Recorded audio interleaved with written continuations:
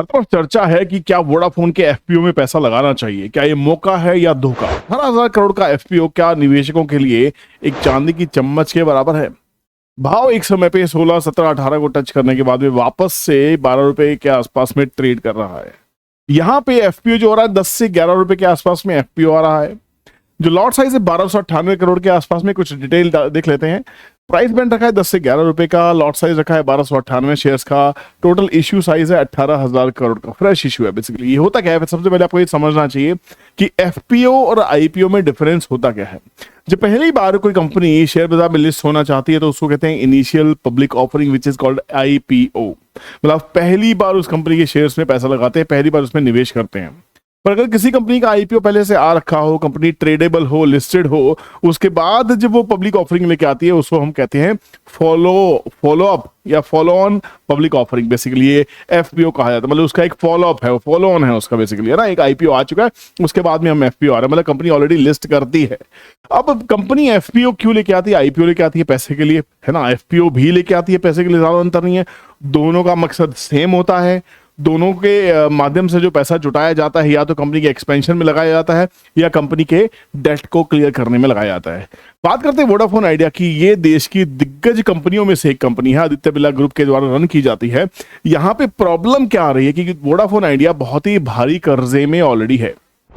Date को restructure किया जा रहा है बार बार से, कभी 20,000 करोड़, कभी 25,000 करोड़, कभी 40,000 करोड़ की बातें आती है कि हाँ अब वोडाफोन ये करने वाला है, अब वोडाफोन ये करने वाला है। तो डेट को खत्म करने का बहुत बड़ा प्लान है। साथ में इस आईपीओ को लाने के पीछे जो वजह है वो है 5G की रेस में आपके सामने आना। क्योंकि भारत की बात की है तो अभी डिओपोली है। यहाँ पे दो बड़े दिग्गज टेलीकॉम ऑपरेटर काम कर रहे हैं, एक है रिलायंस का जियो और दूसरा है भारती का एयरटेल, राइट। तो यहाँ पे अगर डिओपोली हो जाती है तो वो भी किसी देश के लिए उतनी अच्छी बात नहीं है, तो कहीं ना कहीं कंपटीशन होना चाहिए। तो थर्ड जो प्लेयर है, हालांकि काफी हद तक अच्छा मार्केट शेयर है वोडाफोन के पास में, बट वोडाफोन के पास में क्या है, अभी सिर्फ वॉइस कॉल का स्पेक्ट्रम है, वॉइस कॉल का डेटा उसके पास में है। जो डेटाबेस कॉलिंग है वो उसके पास नहीं है, वो सबसे बड़ा डीमेरिट है।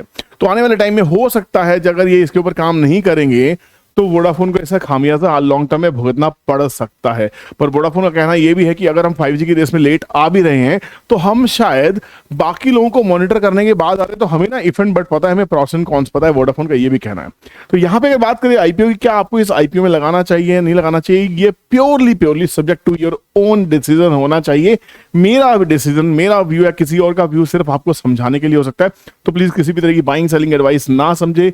आपको लेना है लीजिए। जो फ्रेश शेयर है वो 12 रुपए के आसपास में मिल रहा है, आईपीओ 10 से 11 में आने वाला। बहुत ज्यादा अंतर तो यहाँ पे नहीं है। तो मुझे डर ये है कि क्या ये एफपीओ फेल ना हो जाए। असली चीज क्या देखने वाले होगी अगर क्यूआईपीज इसको पैसा लगा रहे हैं ना, जो इंस्टीट्यूशनल इन्वेस्टर्स हैं, अगर वो इसमें पैसा लगा रहे हैं तो ये इस एफपीओ के लिए बहुत अच्छी चीज हो सकती है। दोस्तों बार बार एफपीओ आईपीओ मुंह से निकल सकता है, उसको इग्नोर कीजिएगा, गलती पकड़ने की कोशिश मत कीजिएगा ना। जल्दबाजी में आईपीओ एफपीओ में वर्ड की झोलझाल हो सकती है। बट खेल क्या है, अगर मान लीजिए हम बात करने की कोशिश करते हैं, एक बार इसको स्क्रीनर के ऊपर चेक कर लेते हैं कि इस कंपनी की डेट स्थिति क्या है, कंपनी क्या करना चाह रही है ना। तो यहाँ पे अगर एक बात देख लें तो बहुत ही आसानी से समझ में आएगा कि कंपनी के ऊपर भी 2.5 लाख करोड़ के कर्जे हैं। कंपनी का बिजनेस उतना नहीं है, 63,000 करोड़ की कंपनी है। अभी 13 रुपए के आसपास में करंट प्राइस चल रहा है। तो अभी एफपीओ तो डिस्काउंटेड प्राइस पे आने वाला है। दो बातें यहाँ थोड़ी सी पॉजिटिव दिखाई दे रही है वोडाफोन के इस एफपीओ में, कि यहाँ पे प्रमोटर ने खुद अपनी कंपनी के एफपीओ में 14 रुपीज 87 पैसे के हिसाब से 2080 करोड़ के आसपास में निवेश किया है। बात होती है 18,000 करोड़ की, 2,000 करोड़ तो वहां डाल दिए, टोटल 20,000 करोड़ में से जो फंड रेजिंग का प्लान था उनका 18,000 करोड़ एफपीओ के माध्यम से लाए जा रहे हैं। अभी 18,000 करोड़ में कौन से बायर्स होंगे, कौन इन्वेस्टर्स होंगे, उनके बड़े बड़े नाम आने बहुत जरूरी हैं कि क्या इसमें बड़े दिग्गज निवेशक निवेश कर रहे हैं, बड़े कॉर्पोरेट हाउसेज इसमें निवेश कर रहे हैं। अगर इंस्टीट्यूशंस इसमें पार्ट ले रहे हैं तो ये एक अच्छा मौका हो सकता है। दूसरी चीज एक जो समझने वाली बात यह है कि गवर्नमेंट ऑफ इंडिया का जो स्टेक है वो हालांकि 32-33% के आसपास में चल रहा है। तो मार्च में थोड़ा सा स्टेक गवर्नमेंट ऑफ इंडिया ने कम भी किया 1% के आसपास में, which is not that good, right, but still they are holding 32%। तो सरकार का 32% इक्विटी होल्ड रखना, प्रमोटर का 50% के आसपास इक्विटी होल्ड रखना। दूसरी चीज, प्रमोटर ने यहाँ पे 2,000 करोड़ रुपए दोबारा इस एफपीओ में लगाए हैं। तो अब सीधा सीधा जो खेल है, ये एफपीओ जो खुलने वाला है वो खुलने वाला है इस डिटेल, अगर पूरा डिटेल में किसी एफपीओ को पढ़ना है तो आप चित्तौड़गढ़.com पे चले जाइए, वहां पे आपको सारी चीजें मिलने वाली हैं उस एफपीओ के बारे में। वोडाफोन क्या करती है, क्या नहीं करती। 18 अप्रैल को खुलेगा, 22 अप्रैल तक ये रोड शो खत्म हो जाएगा। बेसिकली 18 अप्रैल से 22 अप्रैल के बीच में 4 दिन का 5 दिन का टाइम आपके पास में है। 1298 करोड़ का एक लॉट साइज इसके मल्टीपल से आप लगा सकते हैं। तो ठीक है, तो यहाँ पे कहानी ये है, QIBs को not more than 50% of net issue, मतलब अगर 18,000 करोड़ का आईपीओ तो QIBs इसमें 9,000 करोड़ से ज्यादा निवेश नहीं कर। अगर QIB के जो इन्वेस्टमेंट्स है, अगर इसमें ये 50% की वैल्यू तक अगर चले जाते हैं, 9,000 करोड़ वो इसमें निवेश कर देते हैं, तो मेरे हिसाब से वोडाफोन के एफपीओ को सक्सेस होने से कोई रोक नहीं पाएगा। यहां से फिर ये स्टॉक एक मल्टीबैगर बन सकता है। बट अगर देखा जाए पूरा ट्रेडिंग को, पूरा बिजनेस को, telecom industry growing industry India के अंदर में है, यहाँ पे वोडाफोन काफी पीछे रह चुका है। बहुत सारे चैलेंजेस वोडाफोन के साथ में आने वाले हैं। तो एक अगर सोचे कि कल अगर 12 में लेके 25 में, 30 में, 40 में बेच दे, अचानक से ऐसा कुछ मुझे स्टोरी होती नहीं दिखाई दे रही है। बट हाँ, अगर साल 2 साल की बात करते हैं, वोडाफोन कुछ और अच्छी ऐसी पॉजिटिव एक्टिविटीज करता है, तो कहीं ना कहीं फिर वोडाफोन एक मल्टीबैगर बनता है। मल्टीबैगर होता क्या है? मल्टीबैगर होता है इसमें रिटर्न्स अच्छी आए। अब मैं ये नहीं कह रहा हूँ कि वोडाफोन यहाँ से 13 रुपए का 13,000 हो जाएगा, 1300 हो जाएगा, मुझे नहीं पता क्या होगा, है ना। मल्टीबैगर कुछ लोगों के लिए 12 का 20 होना भी मल्टीबैगर होता है, कुछ लोगों का 12 का 25 होना भी मल्टीबैगर होता है, कुछ लोगों का 12 का 100 होना भी मल्टीबैगर होता है। सबकी अपनी अपनी मल्टीबैगर की डेफिनेशन है। तो यहाँ पे रिटेल नॉट लेस देन 35% और HNI is not less than 15% of the net issue. तो सारा का सारा खेल ये होगा कि कल 16 तारीख के बाद से जब इसमें हमें पता लगने लगेगा डेली इस एफपीओ को कितने लोगों ने सब्सक्राइब किया, उसके बाद इसका खेल समझ में आएगा। अगर आप चाहते हैं कि इसमें निवेश करना, तो स्ट्रेटेजी क्या हो सकती है? 13 रुपए का अभी वोडाफोन का शेयर चल रहा है।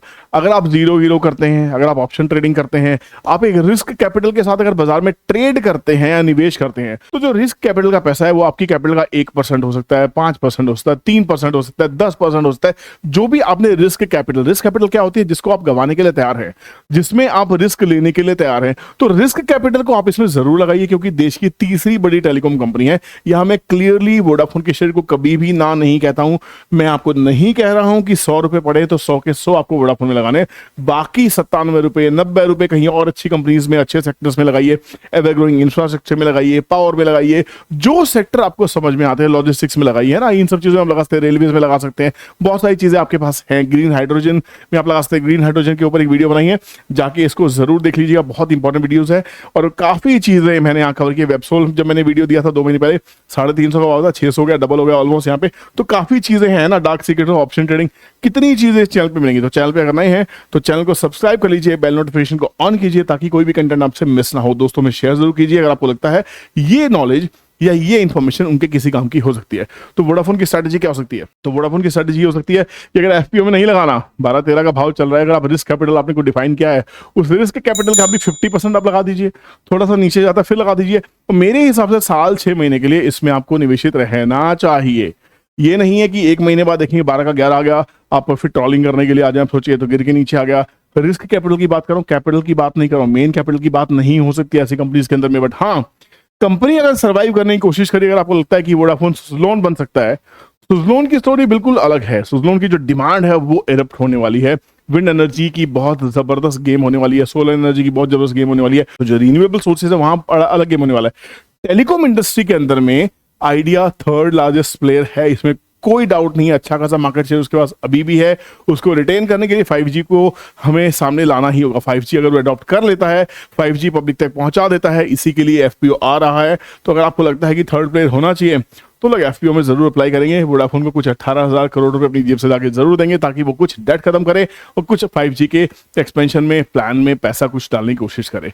तो मेरे हिसाब से यहाँ पे सिचुएशन बहुत क्लियर है। बात एफपीओ में लगाने की हो चाहे उसके ऑलरेडी एग्जिस्टिंग शेयर में लगाने की हो, story of Vodafone will remain same. And yes, being the 3rd largest telecom company of the country, कुछ न कुछ स्कोप आने वाले टाइम में इसका जरूर है। निवेश करना है कि नहीं करना, final decision is all yours. Thank you so much for watching this video.